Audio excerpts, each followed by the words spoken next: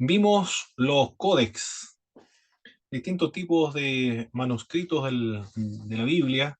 Uno de ellos el Códex de Beza, el Códex Alejandrino, el Códex Vaticano, el Códex Efraimi, el Códex Sinaítico, Códex Siro-Sinaítico, el Códex Washingtoniano, que son importantes principalmente por su antigüedad.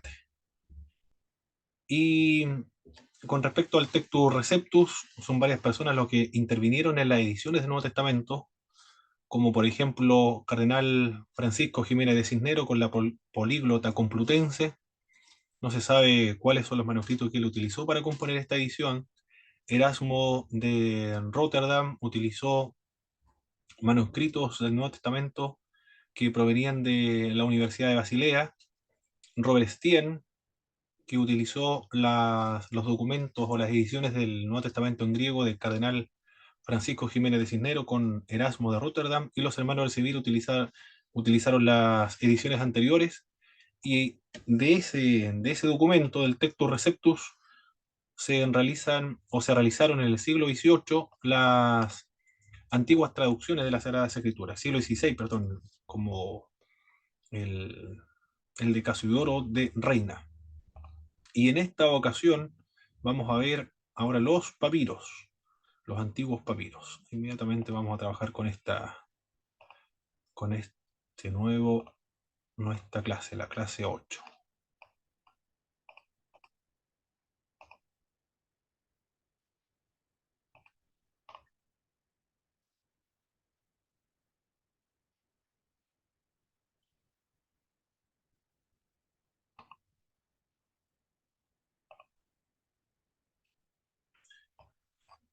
Muy bien.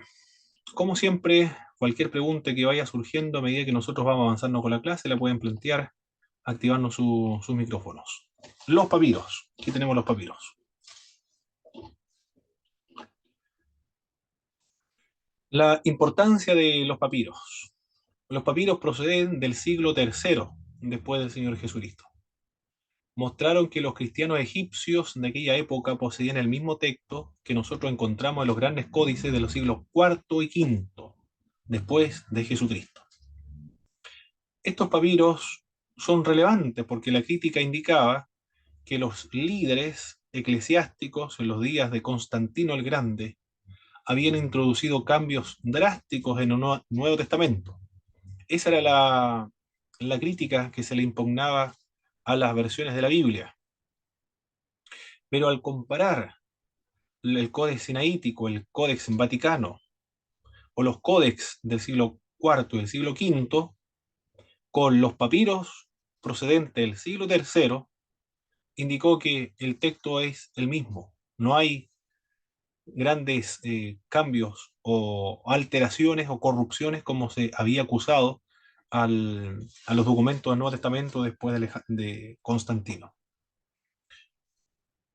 La importancia también de estos hallazgos de los papiros mostró también que el idioma en que se escribió el Nuevo Testamento no fue como se pensaba el idioma del Espíritu Santo, sino que se escribió en el idioma koiné, que es el idioma común o popular que la gente hablaba durante el siglo I.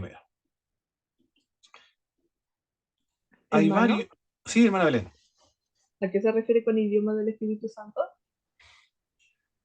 Se pensaba que el griego del Nuevo Testamento, que para nosotros el griego koiné,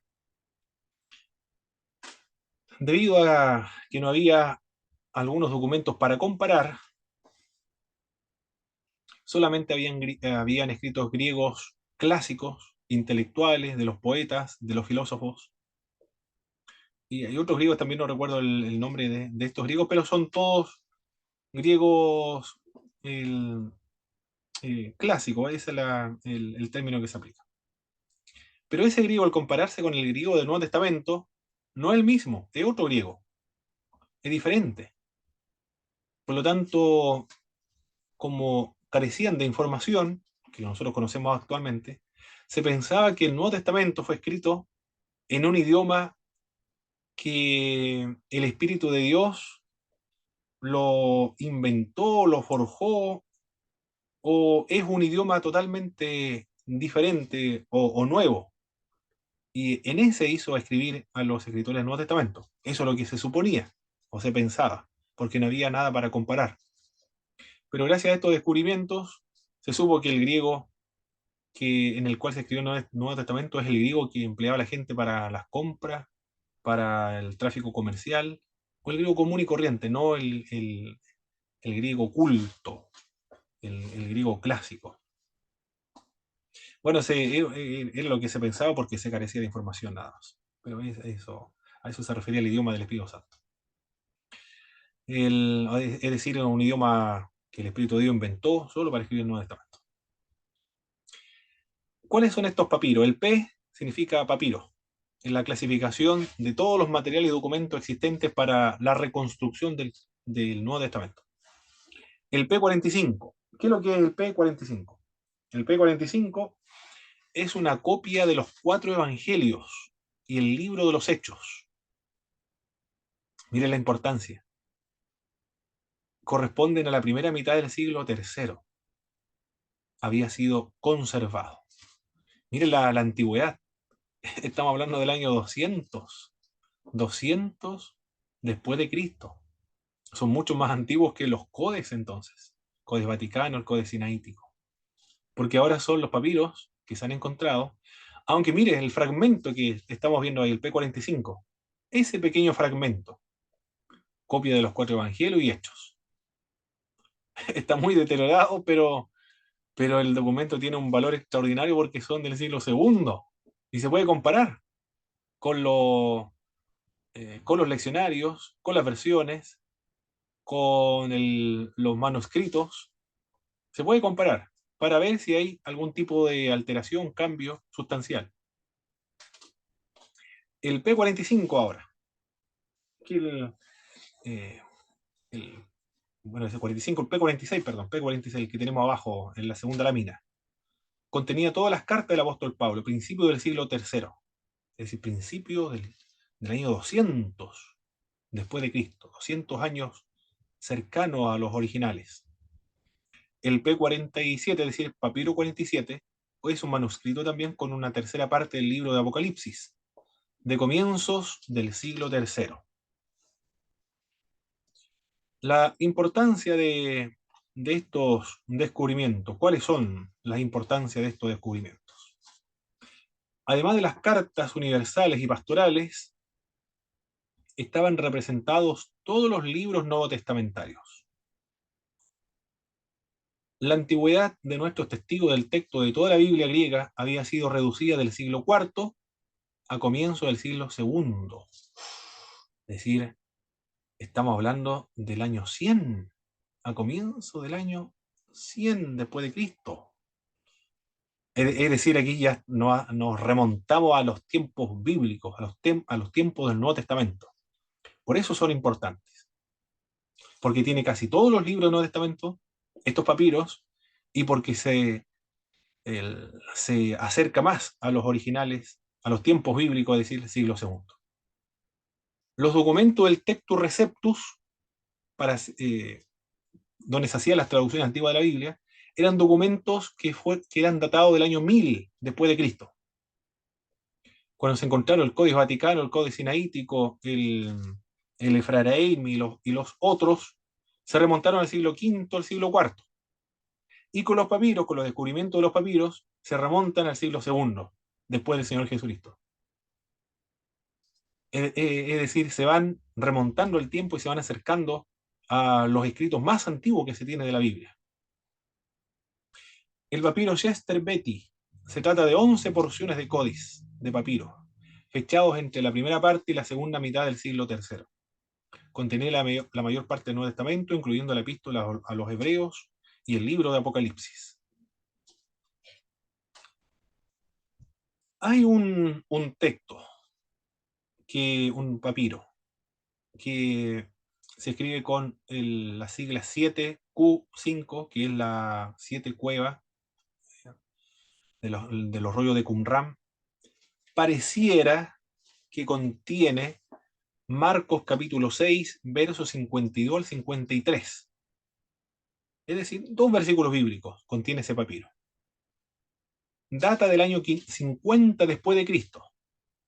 Es el documento más antiguo del Nuevo Testamento que nos han llegado hasta la fecha. Es un fragmento de Qumran, conocido bajo las siglas 7Q5, identificado por el padre jesuita O'Callaghan en diciembre del año 1971, correspondiente a Marcos. Antes de ser identificado, el papiro había sido datado entre el 50 a.C. y el 50 después de Cristo. Si corresponde efectivamente al libro de Marcos, tiene que ser después de Cristo, entonces 50 después de Cristo. Es decir, ya en la década de los 40 circulaba una copia del Evangelio de Marcos. Es decir, 10 años después de Cristo. 10 años después de Cristo. Ya había un evangelio circulando que es el Evangelio de Marcos. Sí, este papiro corresponde efectivamente al Evangelio de Marcos. Después vamos a seguir viendo este papiro de PQ7Q5, que es el papiro que se encontró en la cueva de Qumran. Estos papiros, los grandes papiros de la Biblia, correspondió a los años 1930. Miren la época. Tuvieron lugar estos hallazgos en los años 1930. 1930. Es decir, Casiodoro de Reina, Cipriano de Valera, Tyndall, Wycliffe, ¿qué más? La traducción de Casiodoro de Reina, lo dije parece, Martín Lutero y la King James, escrito en inglés, no conocieron el, el Codex Vaticano, el Codex Sinaítico, el Efraraimi, Washingtoniano, Ciro, estos papiros, el P45, 46, 47, no lo conocieron, porque estos papiros se descubrieron recién en el año 1930.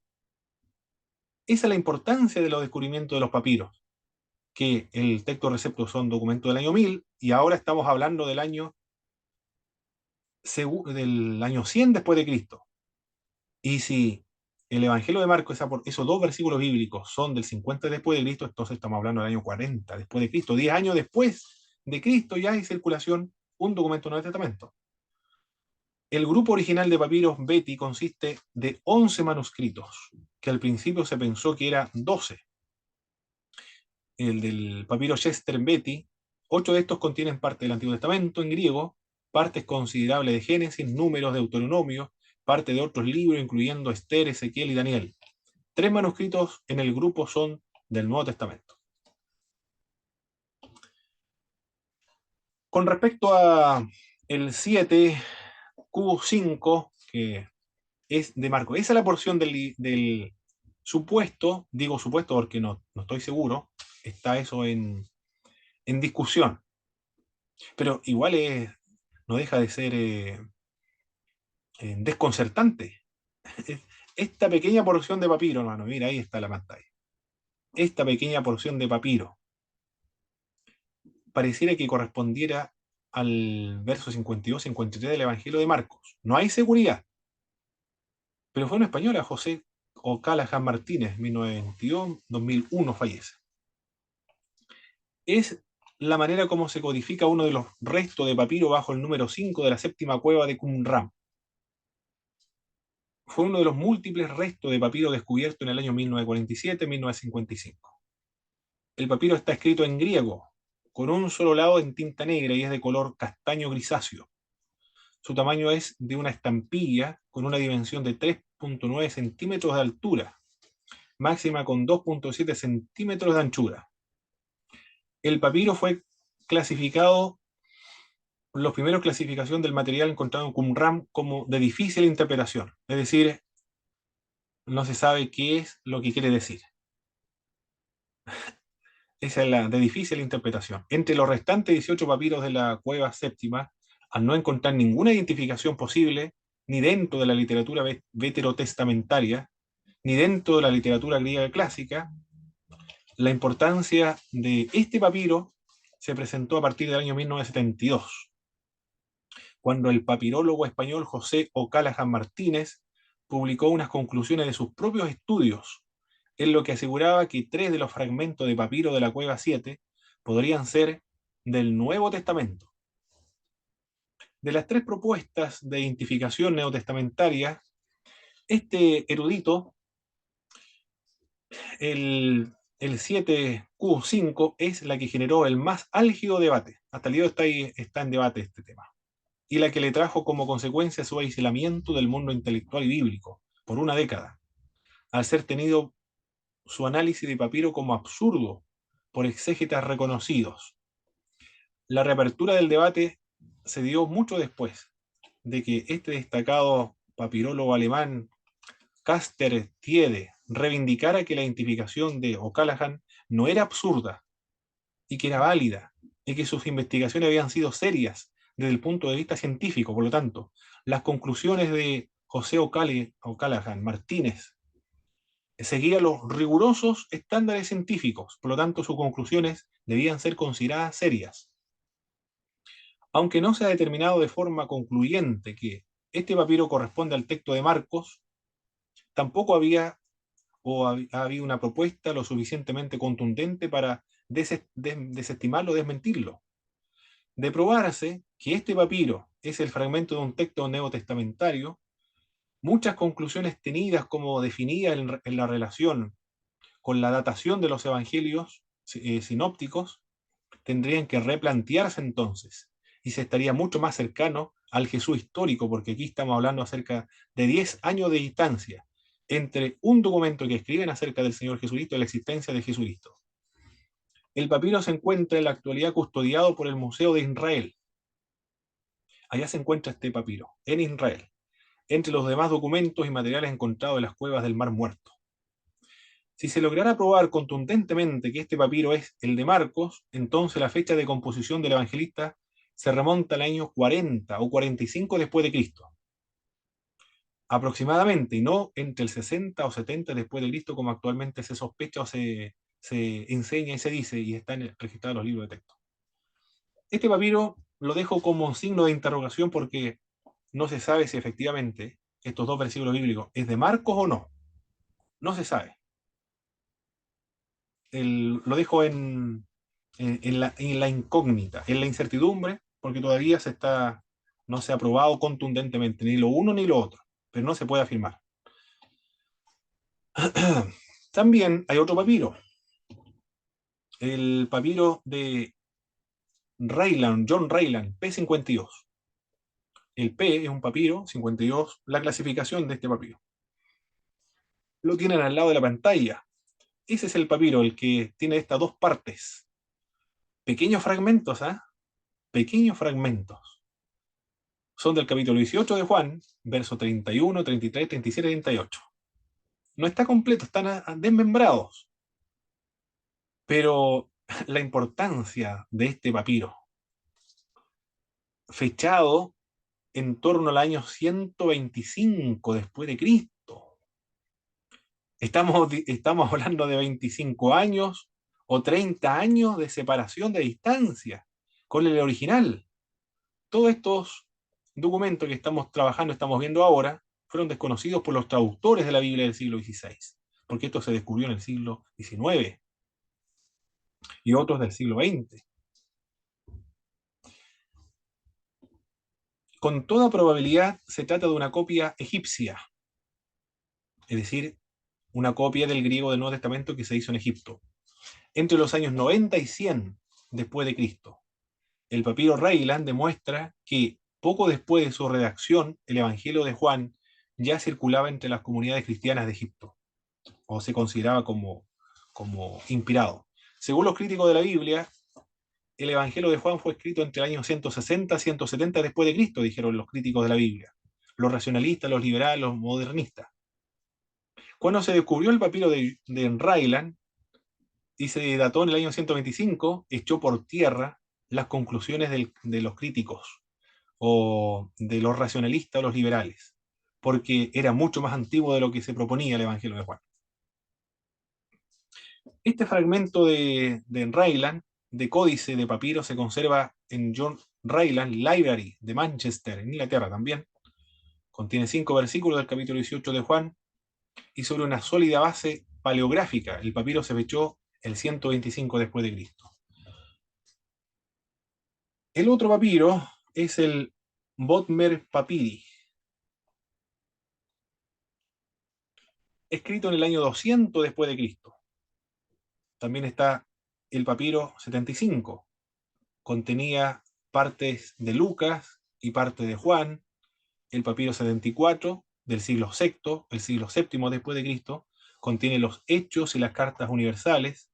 El papiro 72 contenía las cartas de Pedro y de Judas. Resumiendo, ¿qué podemos decir con respecto a todos estos papiros existentes actualmente? A ver, alguien me está escribiendo, no creo que sea un hermano que quiera conectarse. Ya. La crítica bíblica encierra un gran valor a los papiros, los códices, los unciales y los minúsculos, y las referencias bíblicas de los padres de la Iglesia. Pero para recuperar el texto original del Nuevo Testamento, las antiguas versiones de la Biblia y los leccionarios litúrgicos de la Iglesia poseen un gran valor. ¿Qué es lo que hace la crítica textual? Tratar de fijar el Nuevo Testamento original. Eso es el trabajo de la crítica textual. ¿Con qué documentos trabaja la crítica textual? Con los papiros, con estos papiros que estamos viendo nosotros ahora. Con los códices, tanto los unciales como los cursivos o los minúsculos. ¿De qué época datan los minúsculos?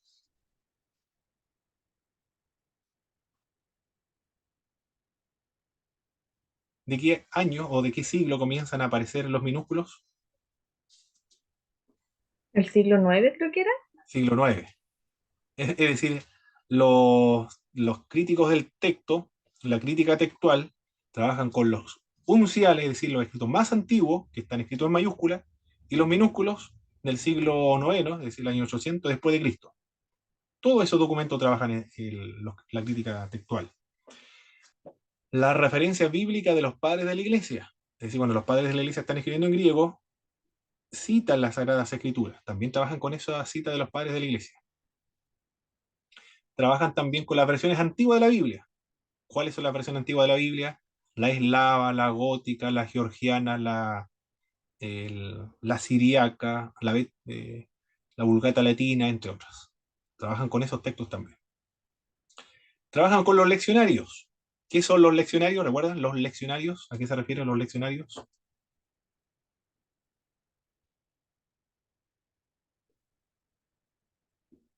¿Alguien Era recuerda? cuando se leía la lectura de forma pública de versos bíblicos, como el Perfecto. devocional. Porciones de textos bíblicos que utilizaban y se leían en la iglesia, como tipo como lo hacemos nosotros actualmente los devocionales. Y los leccionarios. La crítica textual trabaja con todo ese material, sin que se le escape ninguno. Y tratan de hacer una comparación entre todos. Tratan de fijar el texto original del Nuevo Testamento. Editan un Nuevo Testamento en griego y abajo aparece el aparato crítico con toda la información necesaria para que el traductor bíblico tenga la información suficiente para hacer una traducción lo más fiable posible con toda la documentación existente. Toda esa información de lo que nosotros hemos estado viendo acá, toda esa información está contenida en una edición del Nuevo Testamento que se conoce como el texto crítico del Nuevo Testamento. Aquí tengo había presentado anteriormente. Este es el texto crítico del Nuevo Testamento. Me lo regaló la Sociedad Bíblica cuando fui a un seminario a, a Montevideo, Uruguay, recuerdo. Nos regalaron a todos nosotros este Nuevo Testamento, The Green New Testament, con introducción en castellano.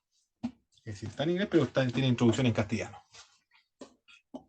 Los traductores bíblicos modernos traducen el Nuevo Testamento de este documento, de esta edición del griego, del texto crítico.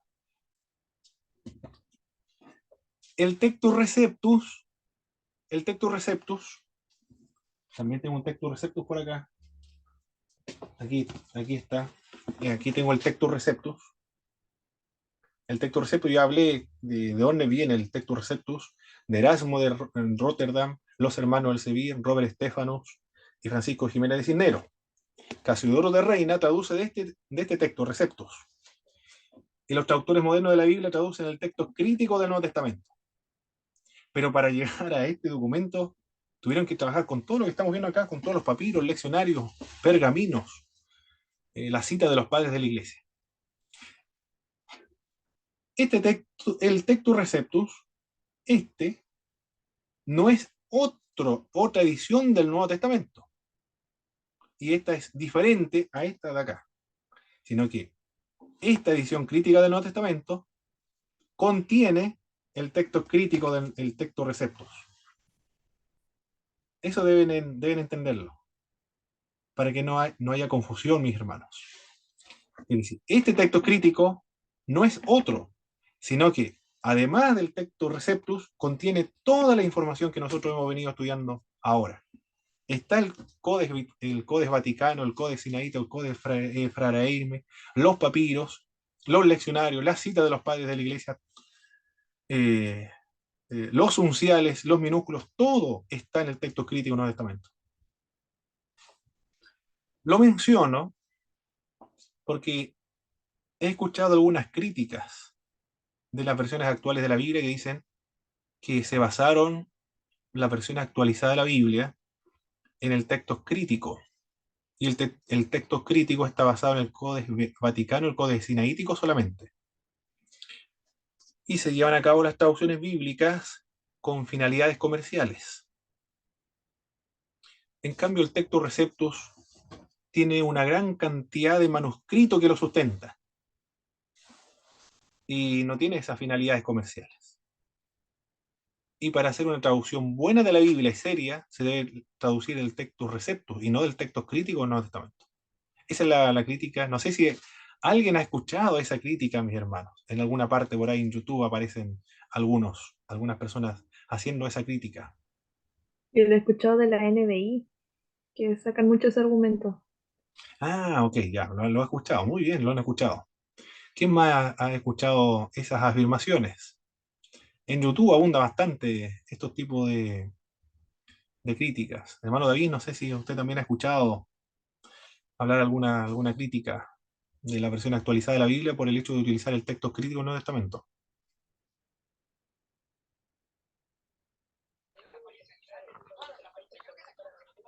No, hermano Pablo, no he escuchado ninguna crítica al respecto. Ah, ok.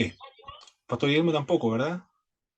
Yo he escuchado de repente, hermano, algunos pastores de líneas pentecostales criticar sobre todo la versión, la NBI. Lanzan una crítica contra ella, como que cambian algunas palabras, cambiaron el lenguaje y como que lanzan como críticas contra ella, como que no la hacen que sea, como que dan a entender que no es fiable, Mm, como que igual muy bien, salta un poco la duda ahí, para mí. perfecto. Muy bien. Se ha escuchado la crítica, se ha escuchado. ¿De dónde nace la crítica del desconocimiento de lo que nosotros hemos venido trabajando ahora? El Textus Receptus está incorporado en el texto crítico del Nuevo Testamento. Y el texto crítico, aparte del texto Receptus, contiene toda la información que se encontraron en el siglo XIX y en el siglo XX. No hay ningún documento existente en ninguna parte del mundo descubierto actualmente que no sea considerado en el texto crítico para hacer las traducciones bíblicas. Eso es lo que se debe tener en cuenta al momento de criticar una versión de las Sagradas Escrituras. Es decir, el criterio que debe utilizarse para criticar una versión son el, el texto que se está utilizando para llevar a cabo la traducción. Texto receptor, texto crítico en el testamento. Aparte de la fuente utilizada para la traducción bíblica, es el Nuevo Testamento. Y del Antiguo Testamento, el texto masorético. Pero bueno, el texto masorético tiene ciertos problemas. Actualmente la Stuttgartensia, que es el Textus Masorético, una edición en alemán creo que se llevó a cabo. Bueno, tiene problemas con el texto masorético, se compara con el Pentateuco samaritano, se compara también con la Septuaginta, o se compara con la Siriaca, o versiones antiguas de la Biblia. Es el criterio que debe utilizarse para criticar una Biblia, una traducción bíblica. El otro, el otro criterio es la metodología de la traducción. Hay una metodología que es la equivalente dinámica, la equivalente formal y la textual. Esas son los criterios, los estándares, las bases para comenzar a criticar una versión o una traducción de las Sagradas Escrituras. Hermano Pablo, ¿Sí? desde su punto de vista, en cuanto ya a la preparación que usted tiene en cuanto a las escrituras, eh, ¿es una versión fiable realmente entonces la NBI? Todas las traducciones son fiables, todas las traducciones bíblicas. La Nueva Versión Internacional, la Palabra de Dios para Todos, la Dios habla hoy, ¿cuál más? La Biblia de América, la Dios llega al hombre, la Biblia de Jerusalén, la Biblia para nuestro pueblo. Todas estas versiones son fiables. En ninguna de ellas hay una mala intención, con excepción de las traducciones de los testigos de Jehová.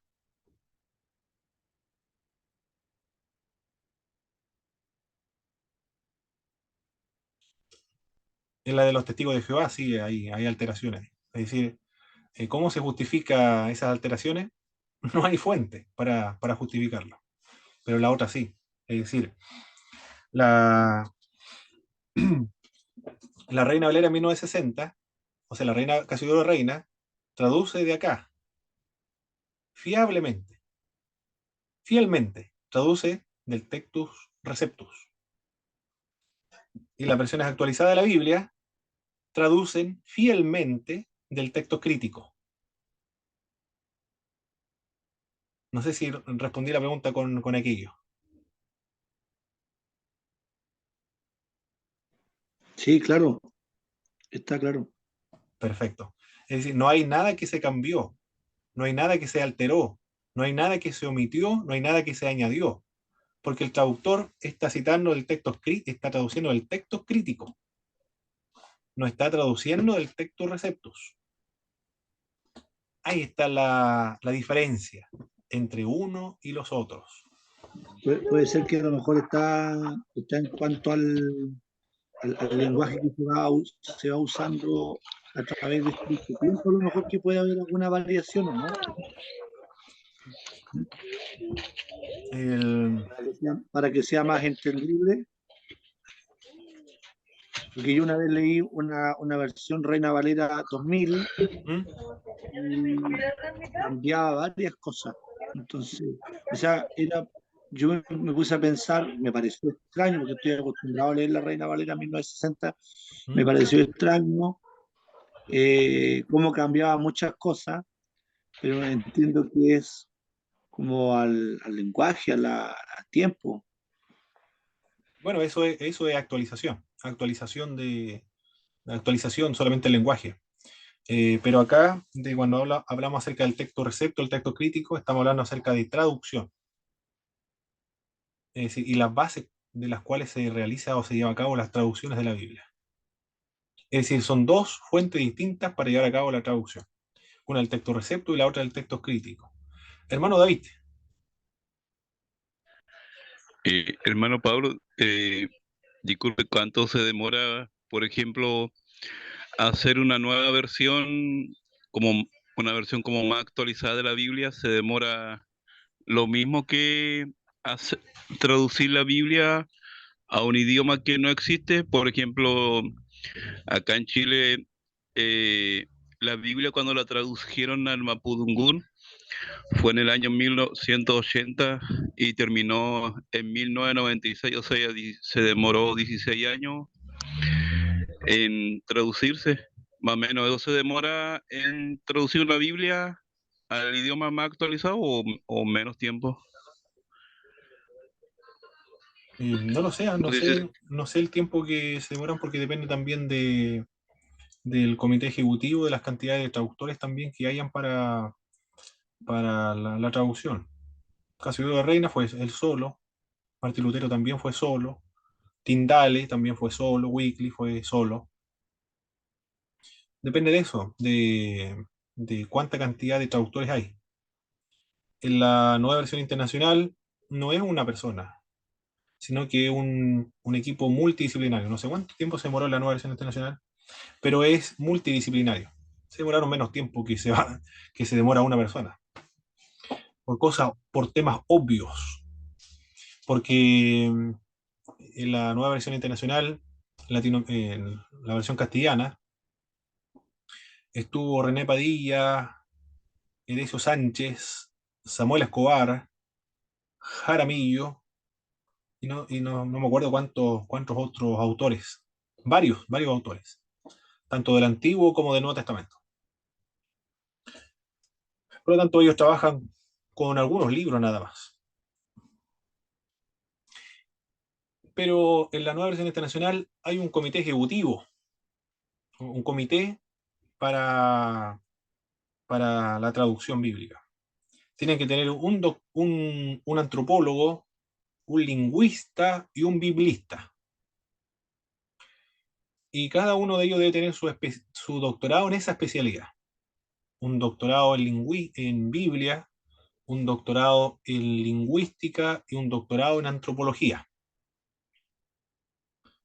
Esos son los requisitos que se le piden a los traductores bíblicos. Bueno, y para el doctorado, lo que se le pide a los doctores es hablar 2 idiomas adicionales al materno. Es decir, el inglés, francés, alemán o italiano, cualquier idioma, 2 idiomas adicionales al materno. Y aparte de eso, el griego, hebreo y el arameo. Y si va a ser especialista en el Antiguo Testamento, el copto, el siriaco, el acadio, cualquier otro idioma más. Y si es especialista en el Nuevo Testamento, el latín o el siriaco o el copto, cualquiera de estos idiomas. Son como 8 idiomas que tiene que aprender. Cuando hace la traducción bíblica, se lo envía al comité ejecutivo. El comité revisa y hace las observaciones correspondientes. Y luego lo remite nuevamente al traductor bíblico. El traductor bíblico tiene el derecho de considerar las observaciones o no. Y luego se lo devuelve al comité ejecutivo. Y luego el comité ejecutivo publica las versiones de la Biblia. Es el estándar para hacer las traducciones bíblicas. Ya no es uno, sino que un equipo multidisciplinario.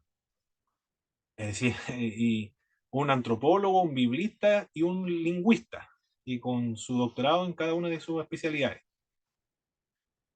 Esa es la nueva versión internacional. En la Dios habla hoy, aquí tengo la Dios habla hoy, es una traducción interconfesional. Es decir, ahora ya no solamente los evangélicos están traduciendo, sino los católicos. Mucho más complejo todavía. Pero todo depende eso de cuántas personas llevan a cabo la traducción. Y la traducción al Mapudungun, mi hermano David, ¿cuál fueron las bases de la traducción bíblica del Nuevo Testamento? no, y desconozco, hermano Pablo, desconozco cuáles fueron las bases. Solamente tenía ese dato lo vi cuando estaban como haciendo una ceremonia sobre la traducción de la Sociedad Bíblica Chilena, sobre la traducción de la Biblia o sea, del español al mapudungun, pero Ah, desconozco fue las del bases, español al los Mapudungun. criterios. Sí, Ah, muy bien. Entonces fue una traducción de otra traducción. La base es la Biblia castellana. claro, Esa es la el base. mapudungun, Esa es la base. La fuente fueron la versión castellana, no la original. No el texto crítico claro. ni tampoco la Stuttgartensia del Antiguo Testamento.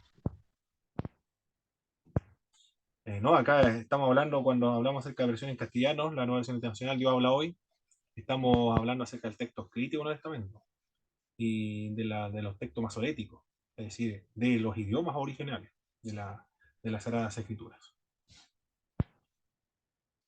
Muy bien. ¿Qué más? ¿Qué más tenemos que ver acá? Los papiros de Bodmer, que estamos viendo ahí, tuvieron lugar en el año 1952, el papiro de Bodmer. Estos papiros fueron encontrados al norte de la antigua ciudad de Tebas, en el Alto Egipto. Martín Bodmer, de Ginebra, Suiza, compró el cuerpo principal de los papiros, pero otros artículos fueron a Chester Beatty y a otras bibliotecas también. La colección de Bodmer está formada por un gran número de papiros escritos en griego y en cóptico. De estos, los más importantes son los manuscritos griegos, que incluyen el texto del Antiguo Testamento y el Nuevo Testamento y obras relacionadas. Son de muy alto valor los papiros de Bodmer. Los materiales cópticos son muy significativos, pero mucho más importantes son los 3 manuscritos del Nuevo Testamento, incluyendo un texto temprano de la mayor parte del Evangelio de Juan y una copia antigua de Primera y Segunda de Pedro completa, y grandes porciones de Lucas y de Juan de un códice temprano. Esas son lo relevante, lo importante de estos descubrimientos. Antonio Cruz dice lo siguiente con respecto a los papiros. Indica que para que el mensaje cristiano haga impacto en la sociedad actual del siglo XXI, se requiere considerar 3 aspectos importantes: la garantía de nuestra fe, la manera de comunicar el mensaje y la puesta en práctica de su contenido. Respecto a la historicidad de nuestra fe, señala que es la historia un importante aliado de la fe cristiana. Es el apoyo científico a la autenticidad de nuestro mensaje. Un solo documento original del siglo II, lo que está haciendo Antonio Cruz, se está refiriendo a estos papiros que nosotros estamos viendo ahora. Un solo documento original del siglo II, puede referirse al Ryland, por ejemplo, o a los Bodmer, a cualquiera de ellos, que haga referencia a los orígenes del cristianismo, tiene más valor que 100.000 páginas de apologética cristiana hoy. Así de importantes son los papiros para Antonio Cruz. Tiene más valor que 100.000 páginas de apologética cristiana. Es decir, estos papiros que estamos viendo acá, para verificar o confirmar la historicidad del cristianismo, tiene mucho más valor que cientos de libros escritos de apologética para defender la fe. Un fragmento del Evangelio de Mateo en un pedacito de papiro, en una porción pequeña de papiro, da más credibilidad a las escrituras que todos los comentarios publicados de los últimos 100 años del Evangelio de Mateo. Esa es la importancia de estos papiros que estamos estudiando ahora. Consideraciones para la reconstrucción del texto. Ahora vamos a ver cuáles son las consideraciones de los críticos textuales para reconstruir el Nuevo Testamento, para que no se pierda nada y determinar los originales, o llegar lo más cercano posible a los originales. Estos son: es preferible a la lectura antigua, escoger los manuscritos en griego más prestigiosos. Esa es la primera. Escoger los manuscritos en griego más prestigiosos. Los más prestigiosos actualmente son el Vaticano, el Sinaítico, porque está más completo, siglo IV, siglo V. Lo otro, es mejor la lectura complicada que la sencilla. ¿Por qué es mejor la lectura complicada que la lectura sencilla que se encuentra en los manuscritos? Porque los escribas exhibían una tendencia a allanar las construcciones que a ellos les parecían difíciles. Es decir, si ellos lo leían complicado, entonces trataban de, en las copias, mejorarlo y hacerlo más entendible para los lectores. Resulta más probable que un copista haya facilitado una lectura difícil que no haya oscurecido una lectura fácil.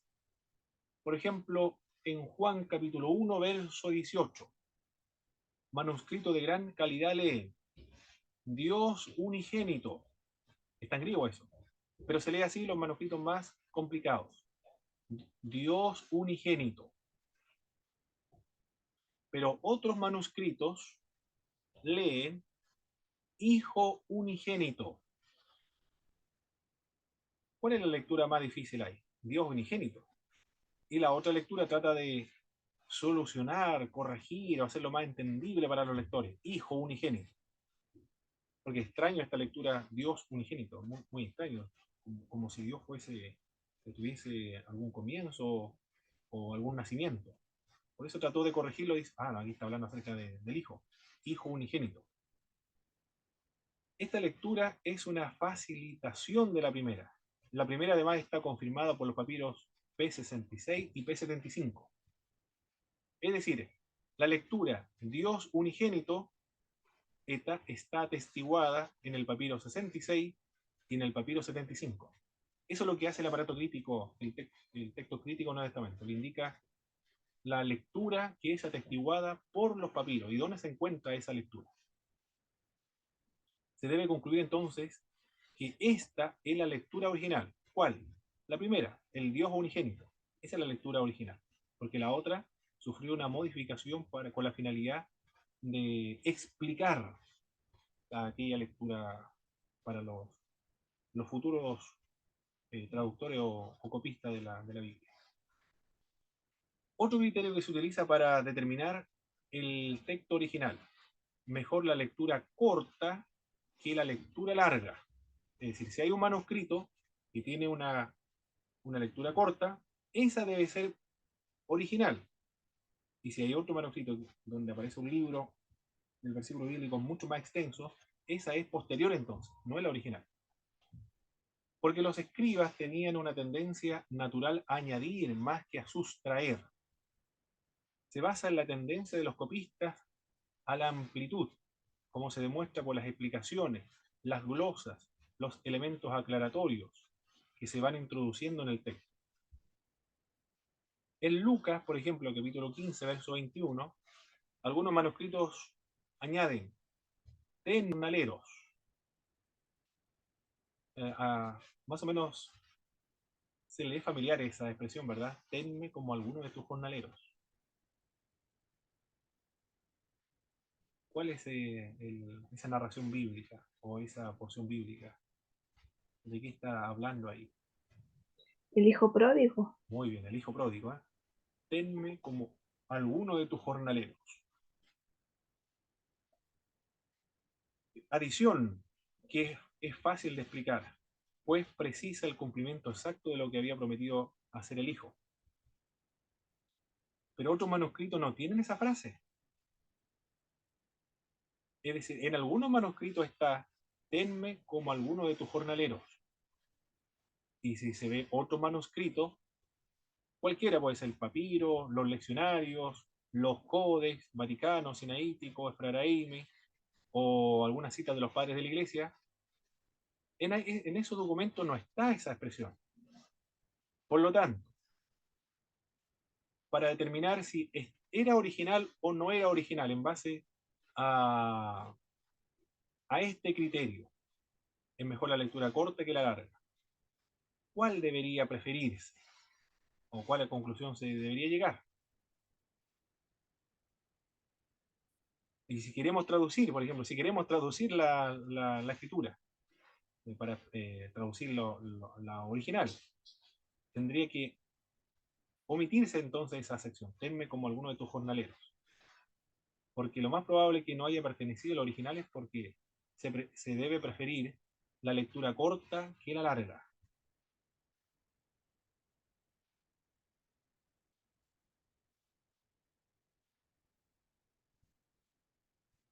Bien, se está comprendiendo los criterios, ¿verdad, mis hermanos? Para la reconstrucción del texto del Nuevo Testamento.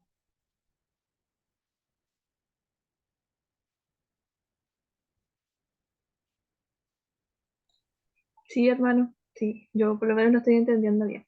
Perfecto. Aquí ya estamos en un terreno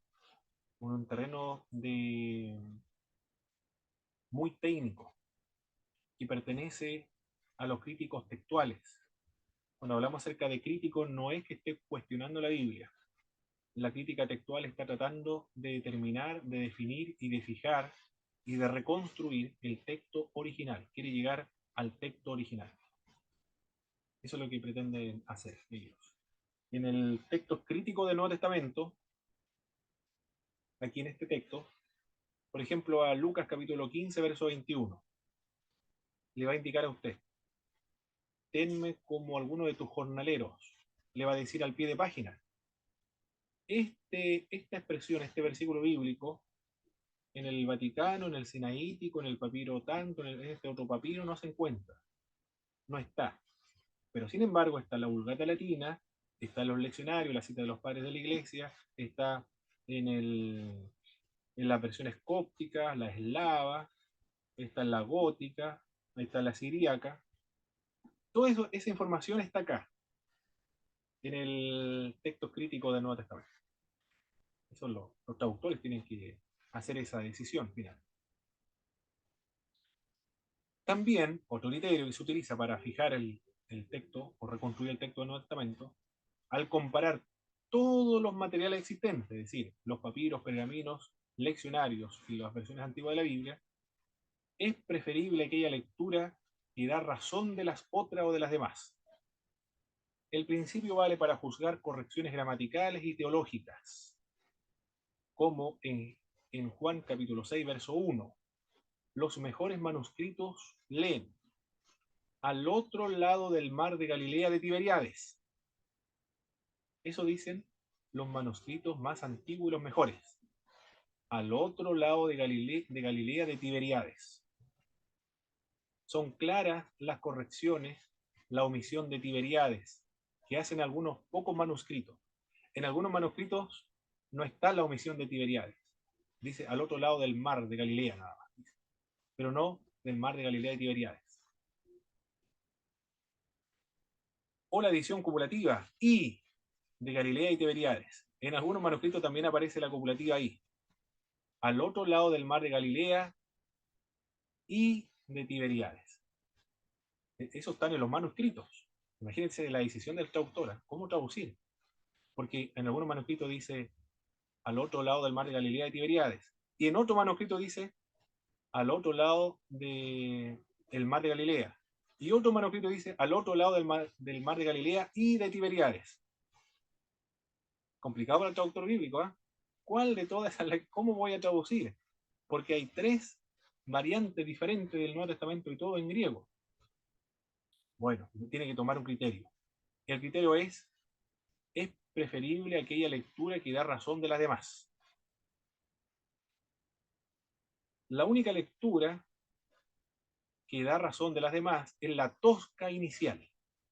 Es decir, aquella que es tosca, que no es clara, que tiene algunos problemas de redacción.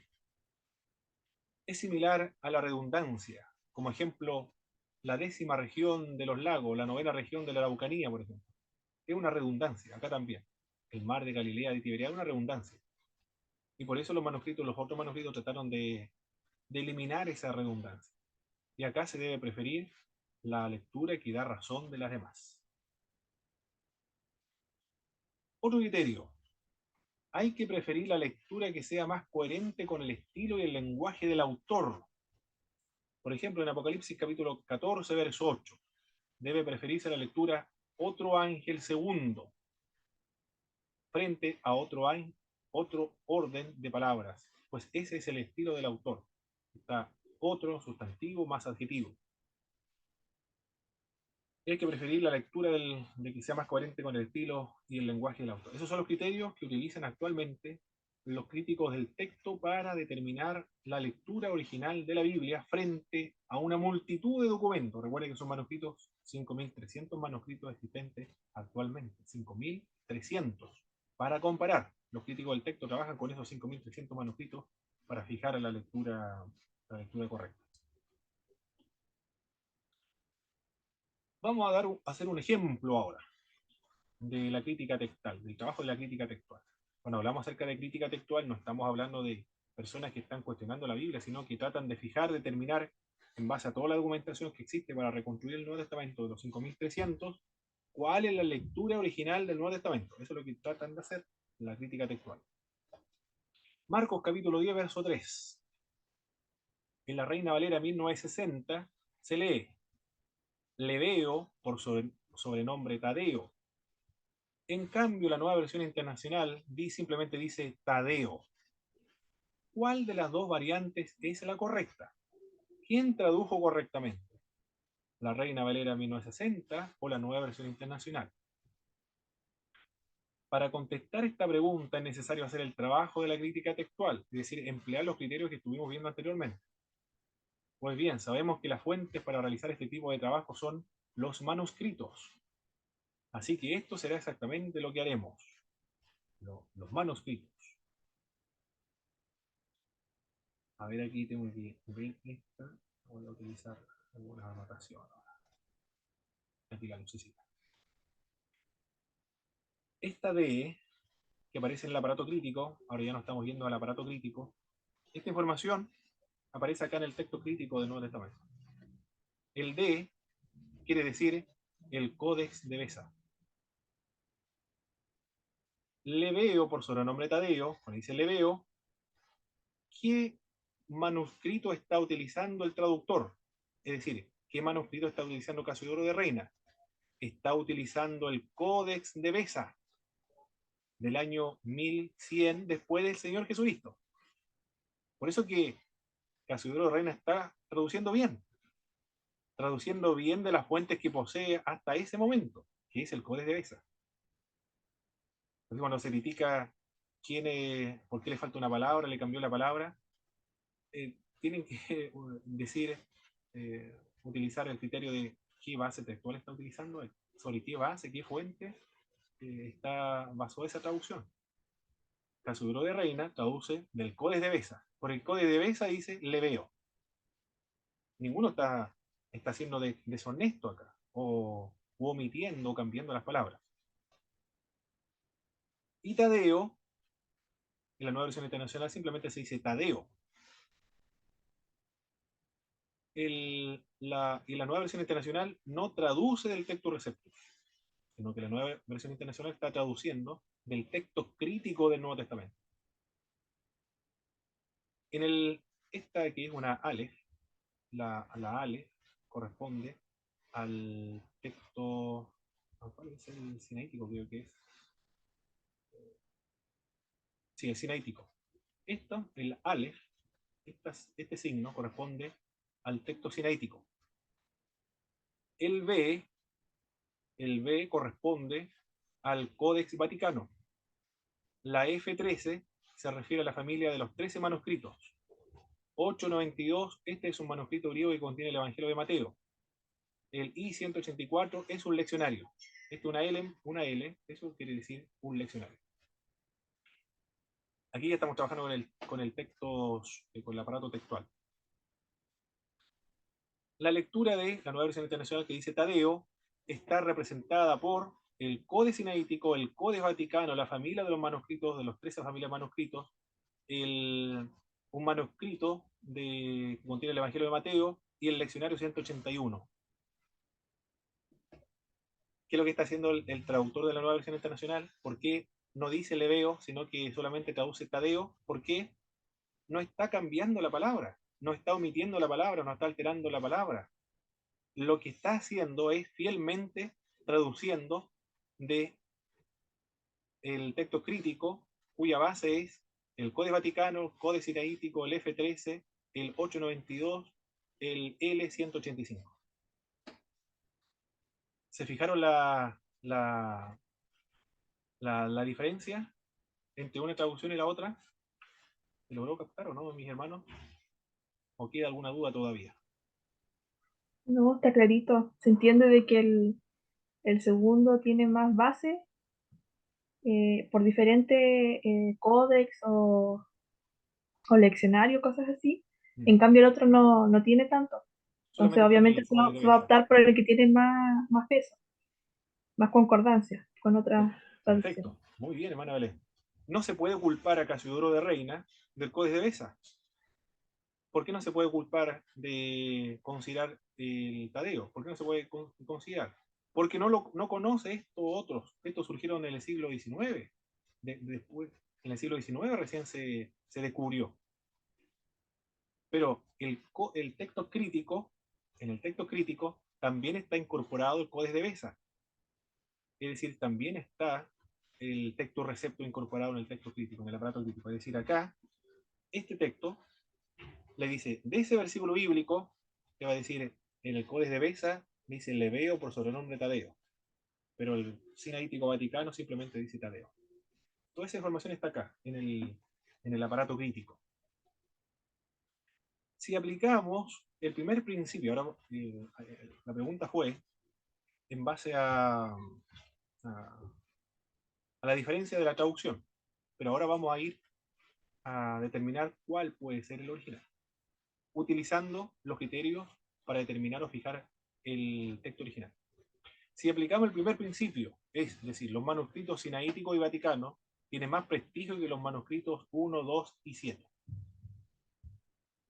Por lo tanto, debería inclinarse el traductor por solamente traducir como Tadeo. Es decir, la nueva versión internacional se inclinó de acuerdo a los criterios de la crítica textual. Es decir, es preferible los mejores manuscritos que no sufrieron alteraciones o notas explicativas con el tiempo. Porque Leveo por sobrenombre Tadeo es más larga y también es como una nota explicativa, está como explicando quién es Tadeo. La variante más antigua es la del sinaítico. Es decir, hay que preferir la variante más antigua para determinar la original. Y la variante más antigua es la del sinaítico porque la del Codex de Beza es del año 1100, 1010 después de Cristo. El sinaítico es del siglo IV, es decir, son muchos siglos de antigüedad, de diferencia. Al igual que el Codex Vaticano. En cambio, el manuscrito 1 se cree que es de los siglos XII o siglo XIII. El manuscrito 2 del siglo XI o el XII, el manuscrito 7 del siglo XII. Así, si aplicamos este criterio, sinaítico y vaticano son los más antiguos. Por lo tanto, la nueva versión internacional, ¿qué está haciendo acá? Está inclinándose por los mejores y los más antiguos manuscritos para hacer la traducción bíblica. La variante más corta son los manuscritos sinaítico y vaticano, usados por Nestlé y Halland.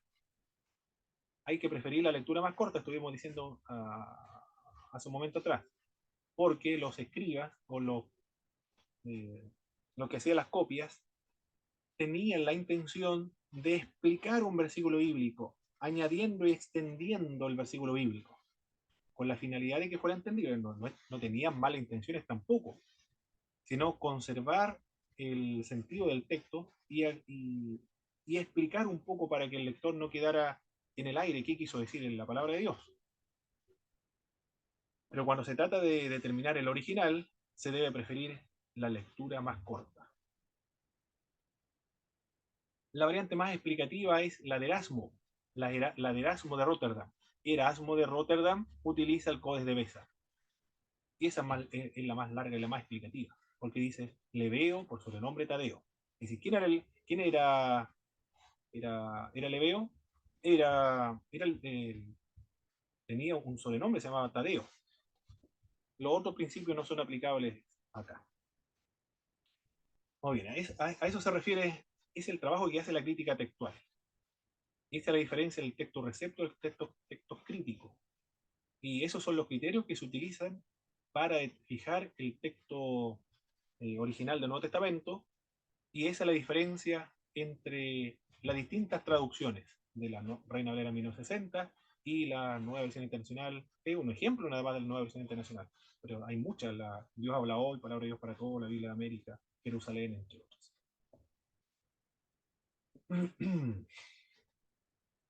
Bien, terminamos esta parte, mis hermanos. No sé si se logró responder la pregunta, Pastor Guillermo, la que me había planteado hace un momento atrás. Me había dicho cuál era la más fidedigna de las versiones de la Biblia, cuando me habló de la Reina Valera y la Nueva Versión Internacional. Sí, la verdad que me queda claro con la explicación que usted está dando. y me doy cuenta que hay una desinformación de estas personas cuando lanzan una crítica de esa, eh, porque lo que hacen estos traductores de la escritura es usar los datos más fidedignos para poder traducir. Eh, y también usando un lenguaje entendible, porque como usted dice, habían algunos que trataban de explicar un poco más el pasaje y otro la palabra clave, entonces queda como entendible. Entonces, la verdad que todas las traducciones de las escrituras son fidedignas, o sea, son entendibles y se pueden usar. Cuando se Eh, ajustan a la fuente del cual estás traduciendo. Exactamente, sí, no, la verdad que está entendible ese punto, por lo menos lo que usted ha enseñado. Perfecto. Hay que pasar introducción a la Biblia, hay que pasar introducción a la Biblia para, para lograr entender esas críticas y cuáles son las bases para esa crítica. Es decir, un crítico textual y un lingüista puede hacer una crítica de esa naturaleza, pero alguien que desconozca la crítica textual, desconozca los manuscritos, los papiros, los leccionarios, las citas de los padres de la iglesia, las versiones antiguas de la Biblia y la metodología de traducción, no está en condiciones para omitir alguna crítica, porque estaría hablando de algo que desconoce. Claro. Y la pregunta, vale, hermano, ese tipo de material que usted ha estado mostrando por la pantalla, eh, ¿es como posible poder encontrarlo acá o no? Porque La como usted Sociedad dice que Bíblica lo... Chilena, pero están en griego, hay que conocer el griego, de lo contrario no tendría valor, Ya, no. solamente tiene valor cuando está en griego, porque a partir del griego ya se puede hacer comparaciones, pero, pero si desconoce el griego, no, es como, es otro idioma. Tiene que conocer el idioma para entender la diferencia entre uno y otro. Ese es el obstáculo. Ya. Y se puede evaluar conociendo el idioma. No hay otra forma de evaluarlo. Mi hermano David, ¿alguna apreciación, mi hermano David, de lo que hemos visto hasta ahora? ¿O alguna duda? Bueno, bueno, duda es lo que más tengo. Es algo nuevo realmente este tema. Eh, Como decía, parte de un ítem o párrafo del examen que tenemos que hacer.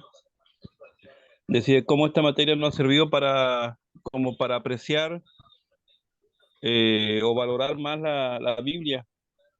Y yo creo que sin este conocimiento, el cual tenemos que repasar, estudiar y profundizar más todavía, no podemos tener realmente una apreciación o un valor realmente en cuál tiene la Biblia, pues, su proceso que ha tenido para que llegue a nuestras manos, pues nosotros solamente lo conocemos como el libro, la Biblia, la palabra de Dios, y claro, la apreciamos y la amamos, pero esto como que le da un valor agregado, un valor especial de poder entender cómo la Biblia llegó a ser lo que hoy día es, pues, como su proceso o su viaje para llegar a ser lo que hoy día es las traducciones actuales.